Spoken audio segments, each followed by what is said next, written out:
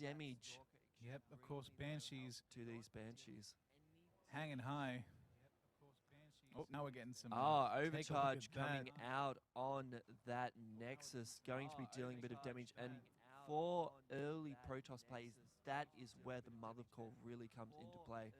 However, Patrick is making short work of these pylons. Very soon, all of these are going to have no power, thus no ability to create units. Big paperweights. That's what they're going to end up being if they don't get rid of these Banshees soon. Now, of course, these not in siege mode. Now in siege mode, that extra range coming out, of course, still on overcharge, so there's no chance of Patrick getting up there without losing some units. Look at this harassment. I mean, it's very, very bold. Still no cloaking, though, on those Banshees. I guess that doesn't really matter right now. Generating their health back for further assault. But I think we might have to call this as Patrick's game.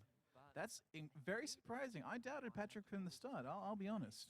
I will be honest, after that first match where Boons just destroyed, I was doubting. Yeah, but Patrick is proving to be quite the ingenuitive player. Patrick, though, just might not be good at Protoss, Protoss being his first random selection. And I mean, that's the downside of random. You get stuck with what you have. That's what I'm very surprised about. Usually, you have a certain path you walk down. You know, you have a strategy. If your strategy is let fate choose, then you're going to get the results that you may not expect. Now, let's have a look. No more Banshees. Starport Tech Lab, of course. Cloaking definitely not coming out. Nothing in production there. Absolutely nothing in production here. I think Patrick just knows he has this game. He doesn't really need to send anything else in. Well, I mean, take a look at his resources now. It's almost 6 times the amount that Boons is showing. No pylons on this. Those Banshees just making quick work of the pylons. As a dust bowl at this point. Here we go, coming in, destroying the last of those probes. It's going to be announced pretty soon, I think. Coming down, Boons calling the GG. I think that then becomes Patrick's game. Round 3, Patrick 2 up. 2-1. Patrick with the second victory consecutive.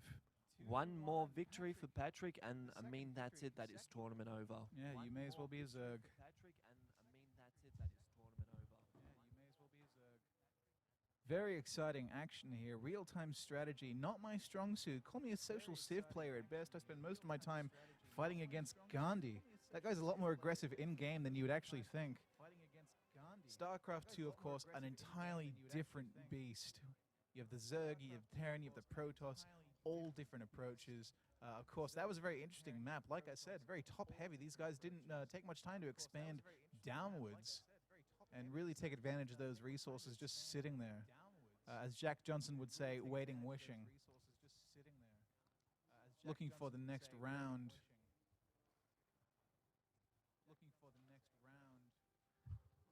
Now, Boons is going to really want to hit this one back, make it 2 for 2. Otherwise, it's clocking out early for us. Yeah, it will be. It will be going home very early if we do not see Boons taking back this next win.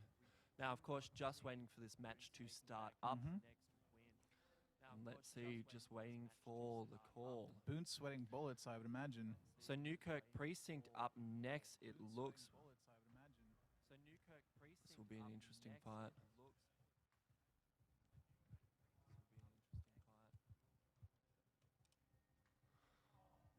Wait.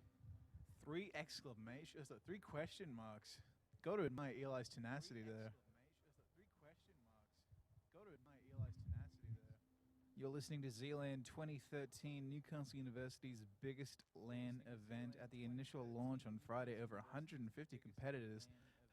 Tech that would make you drool, let me tell you. Now at the last minutes, well, not last minutes, but last final hours of Zlan on the Sunday, of course starting on the Friday, we're looking at maybe a dozen, 20 maybe, people left. Got to admire their spirit, seeing it through to the bitter end. There's been a few people who have actually been here for the full run. And yeah, I'm seeing a few faces that I know have not slept. Yes, you can tell because they have Bashimi eyes all over their face. Now, here we go. Next match about to start, putting us on round 4. Patrick and Boons. Two very interesting players. Now, Patrick, 2 points up, Boons on 1 win. Patrick takes this next win. That is done. Of course, Boons with the first victory. Very aggressive in the early rounds. Yeah, of course, best of 5. Mm-hmm. So that's 5 matches, first play to 3 points wins. Looking at the Newkirk precinct map right now, of course, Patrick going random again. Boons sticking with Protoss. It served him well last time. Now, very, very interesting map. We have all of this to work with. You got a big ring of resources there. However, we have opposite sides. Both players at the bottom of the map, and seasoned players who know their map will know exactly where the opposition is. And where the action will take place. So, Patrick ending up with Protoss again. Now, we saw his first Protoss match, and it wasn't very successful. It's really hard to take aggressors seriously when they use smiley face, punctuation in It's their a good calling luck. card of the evil, though. It's like stabbing somebody in the chest and saying, "I'm sorry." Dude, Zerg emoticons are the scariest thing you've ever seen. Now, of course, that early probe coming out for scouting purposes, Mm-hmm.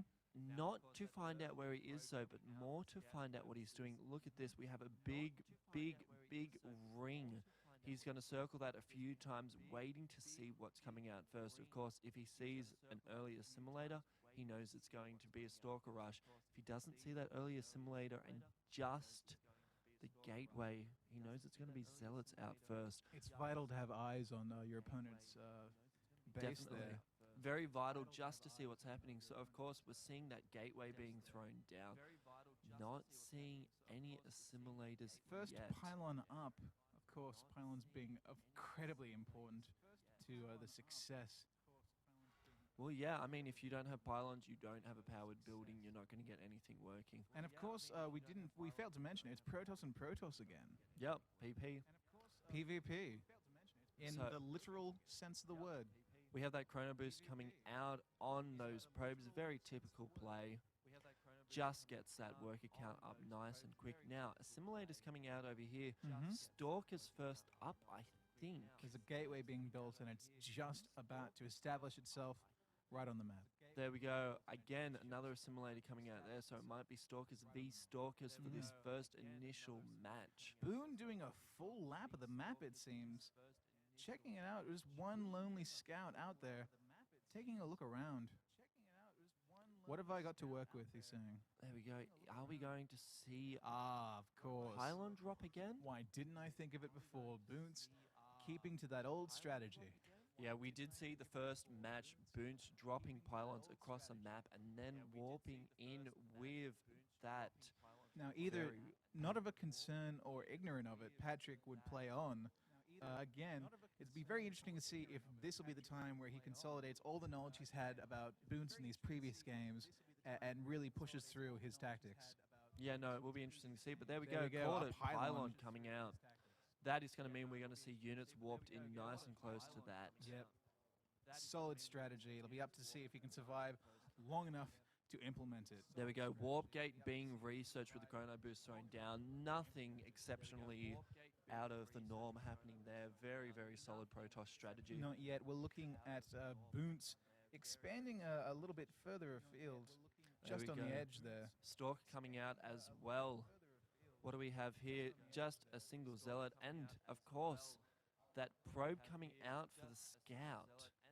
That's right. Is that Patrick's? Or Oh, there we go. Dropping the pylon Patrick himself. Pylon. See, there you go. He's learned from his opponents. He understands now the advantages of his opponent's tactics and is using them himself.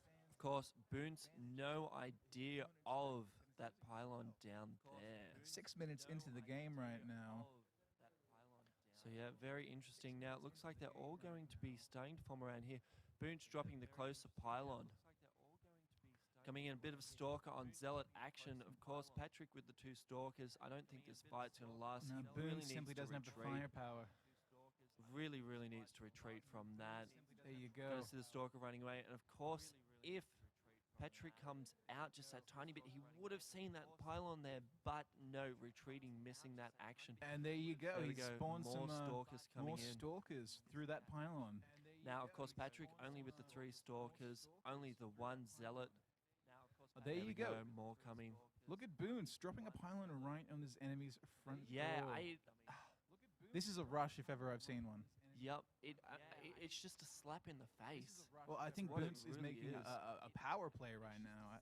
Question is whether or not it will work. He certainly doesn't have the damage on his side.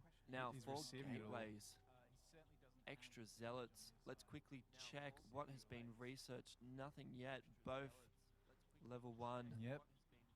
No forge there yet, so we're not going to see any rushing zealots. This is an aggressive push from...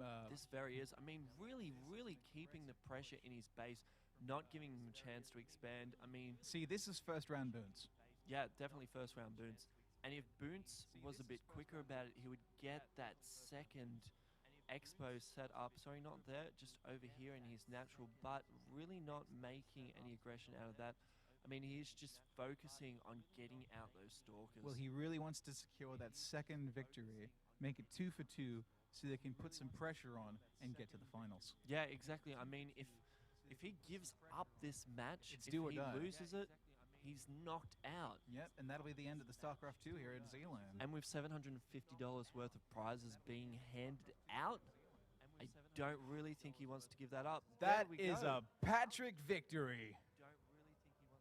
3-4-3. Boone simply couldn't handle the pressure. Take a look at that. There we go. That's it. Incredible. Well done to Patrick. Well done to Boons. Well fought. StarCraft 2 tournament here at Zlan 2013. I've been Carl from Half Decent. I've been Eli, and that's it. That's wrapped up. That's all of it, my friend. Patrick taking the victory, and from the start, we weren't calling it. You know what? Very surprising. Thoroughly impressed by Patrick's play. Absolutely impressed. I mean, that starting match, Patrick was on the down foot. I thought he was going to lose it. He got cheesed, he got pushed, then he lost the first official round. I was all but ready to dismiss Patrick. But then steamballed it through, took out Boons repetitively, and Truly, that's it. the wet bandits of StarCraft 2. Definitely. Now, that's it for this week, and if you've been listening to the stream, if you've been watching, thank you for tuning in. Thank you so much for joining us. An incredible event, Eli. I've been very proud to take part. Yeah, very exciting event. Now, if you're watching this on YouTube, Zland happens every single year. That's right, this is the 4th one. So next year, if you are in Newcastle, if you are in Sydney, if you're close by to Newcastle, bring your computer, come to this amazing event. Have a We'll pot of catch you tea, play a few games, don't sleep for a weekend. Anyway, I've been Eli. I'm Carl. We'll catch you later. Zlan 2013.